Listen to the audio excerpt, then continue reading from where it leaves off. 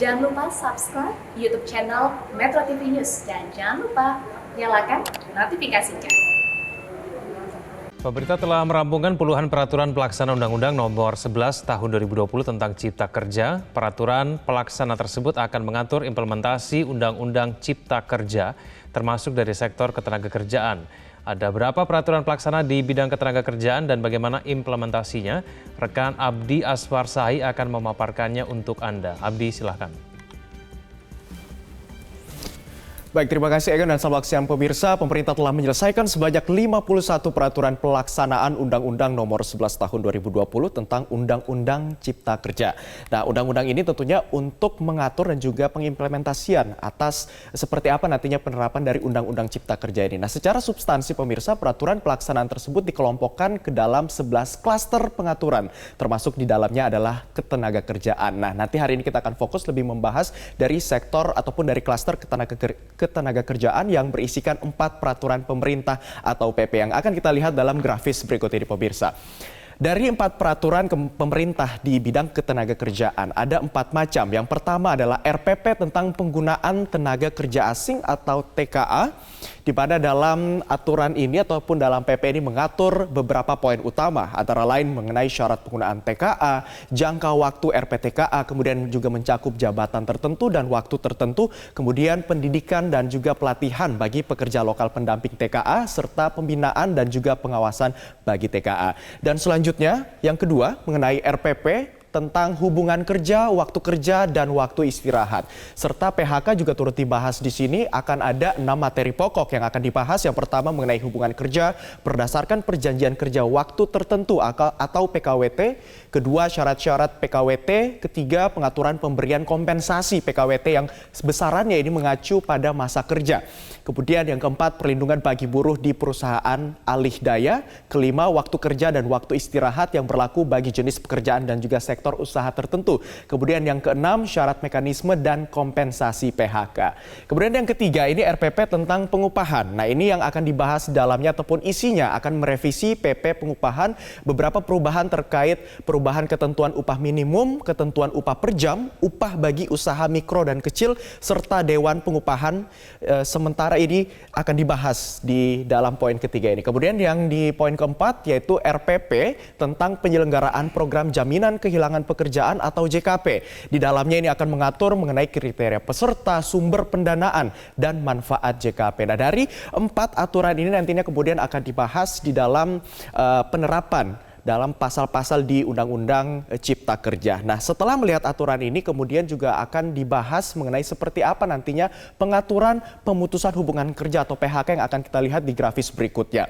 Pasal tentang pengaturan PHK ini melalui PP nomor 35 tahun 2021, pemerintah mengatur beberapa hal terkait dengan turunan dari Undang-Undang Cipta Kerja, termasuk di dalamnya mengenai aturan PHK. Nah, dapat dilihat di sini pemirsa di pasal 36 hingga 59 membahas peraturan seputar PHK bagi perusahaan dan juga pekerjaannya. Berdasarkan pasal 36, PHK bisa terjadi karena setidaknya ada 15 alasan pemirsa. Di antaranya perusahaan melakukan penggabungan, peleburan, pengambil alihan, atau pemisahan perusahaan dan pekerja tidak bersedia untuk melanjutkan hubungan kerja. Atau pengusaha tidak bersedia untuk menerima pekerja atau buruh. Kemudian alasan lainnya juga mencakup perusahaan melakukan efisiensi, perusahaan tutup karena kerugian terus-menerus selama 2 tahun, perusahaan tutup karena keadaan memaksa, dan lain-lainnya. Nah, kemudian lebih lanjut pada bagian kedua pembahasan terkait hak akibat pemutusan kerja ini yang mewajibkan pengusaha membayar uang pesangon atau uang penghargaan masa kerja pada ayat kedua. Kemudian dijelaskan bahwa jika masa kerja kurang dari 1 tahun, maka akan diberikan pesangon senilai 1 bulan upah. Selanjutnya untuk masa kerja 1 tahun atau lebih, tetapi kurang 2 tahun, akan diberikan pesangon senilai 2 bulan upah. Begitu juga seterusnya. Jika masa kerja misalkan 5 tahun atau lebih, maka diberikan pesangon senilai 8 bulan upah. Namun pemirsa, ini perlu ditegaskan sekali lagi bahwa pekerja bisa menerima kurang dari pesangon yang telah ditentukan bagi beberapa alasan PHK. Misalnya untuk PHK karena alasan terjadinya pengambil alihan perusahaan yang menyebabkan terjadinya perubahan syarat kerja dan pekerja atau buruh ini tidak bersedia melanjutkan hubungan kerja. Nah, dari aturan ataupun pasal mengenai PHK ini kemudian kemudian muncul pertanyaan, bagaimana dengan pasal yang mengatur dengan pesangonnya? Kita akan lihat di grafis berikutnya. Nah, ini pasal tentang pesangon di PP nomor 35 tahun 2021 yang berisi tentang aturan pesangon pekerja sebesar 0,5 kali atau 50% dari upah. Ini ada 4 pasal ya pemirsa. Yang pertama kita lihat dulu pasal 42 ayat 2 yang berbunyi dalam hal terjadi pengambil alihan perusahaan yang mengakibatkan terjadinya perubahan syarat kerja dan pekerja atau buruh tidak bersedia melanjutkan hubungan kerja, pengusaha dapat melakukan pemutusan hubungan kerja dan pekerja atau buruh berhak atas uang pesangon sebesar 0,5 kali yang juga sudah tertuang dalam ketentuan pasal 40 ayat 2. Kemudian yang kedua, pasal 43 ayat 1 pemirsa ini berbunyi bahwa pengusaha dapat melakukan PHK terhadap pekerja atau buruh karena alasan perusahaan melakukan efisiensi yang disebabkan perusahaan mengalami kerugian, maka pekerja atau buruh berhak atas uang pesangon sebesar 0,5 kali. Kemudian yang ketiga, pasal 44 ayat 1 ini berbunyi bahwa pengusaha dapat melakukan pemutusan hubungan kerja terhadap pekerja atau buruh karena alasan perusahaan tutup yang disebabkan perusahaan mengalami kerugian secara terus-menerus selama 2 tahun atau mengalami kerugian tidak secara terus-menerus selama 2 tahun, maka pekerja atau buruh berhak atas uang pesangon sebesar 0,5 kali. Kemudian yang terakhir atau yang keempat ini pasal 45 ayat 1, pengusaha dapat melakukan pemutusan hubungan kerja terhadap pekerja atau buruh karena alasan perusahaan tutup yang disebabkan karena keadaan memaksa atau force majeure, maka pekerja atau buruh ini berhak atas uang pesangon sebesar 0,5 kali ketentuan yang juga sudah dituangkan dalam pasal 40 ayat 2. Nah, setelah kita melihat inilah pasal yang akan mengatur tentang pesangon, di grafis berikutnya juga kita akan melihat pasal yang mengatur tentang aturan lembur. Ini juga penting untuk diketahui pemirsa. Menurut pasal 39 PP 36 tahun 2021, pengusaha wajib membayarkan upah kerja lembur saat mempekerjakan pekerja atau buruh melebihi waktu kerjanya atau pada istirahat mingguan atau pada hari libur resmi sebagai kompensasi. Nah, di grafis berikutnya kita akan melihat juga pembayaran upah ini juga tetap berlaku pemirsa dengan syarat sebagai berikut.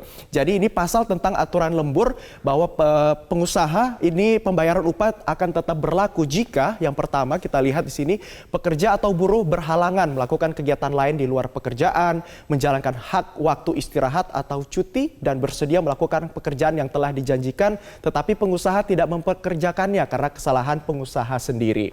Kemudian di selanjutnya juga berhalangan misalnya sakit nih pemirsa.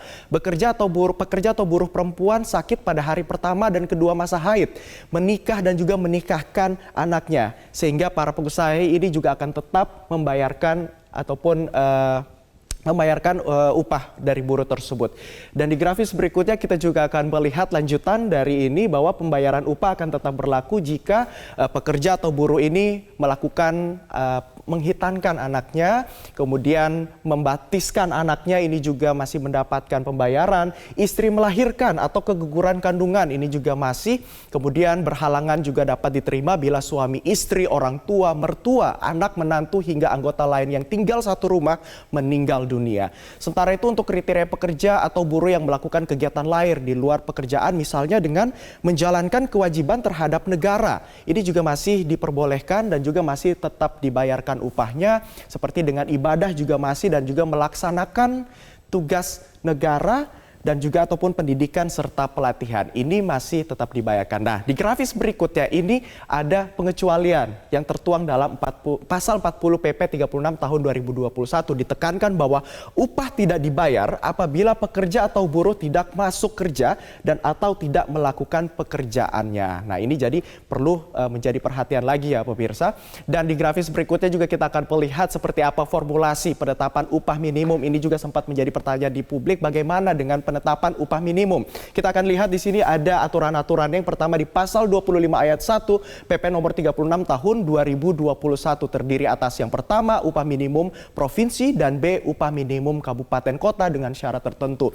Demikian bunyi pasal 25 ayat 1 PP nomor 36 tahun 2021 ini. Nah, lebih lanjut pada pasal 25 ayat 2 PP tersebut juga dikatakan bahwa upah minimum ini ditetapkan berdasarkan kondisi ekonomi dan ketenaga kerjaan. Adapun kondisi ekonomi dan kemudian ketenagakerjaan yang dimaksud meliputi variabel paritas daya beli, tingkat penyerapan tenaga kerja, dan median upah di daerah tersebut. Sementara itu untuk syarat tertentu pada upah minimum kabupaten kota meliputi pertumbuhan ekonomi daerah atau inflasi pada kabupaten kota yang bersangkutan. Jadi ini menjadi salah satu variabel penilaian untuk penentuan upah minimum.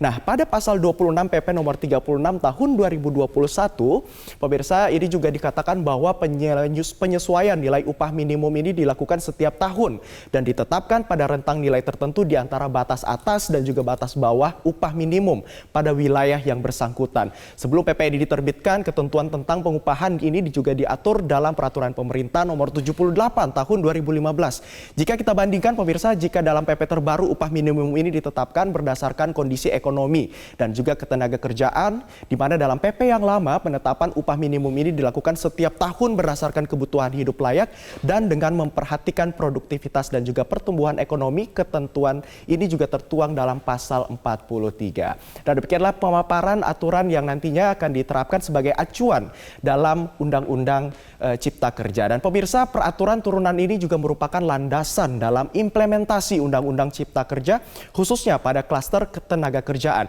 karena bunyi pasal dalam undang-undang yang bersifat general agar tidak multitafsir. Demikian pemaparan kali ini, kembali ke Anda, Egan. Baik, terima kasih atas informasinya Abdi Aswar Sahi.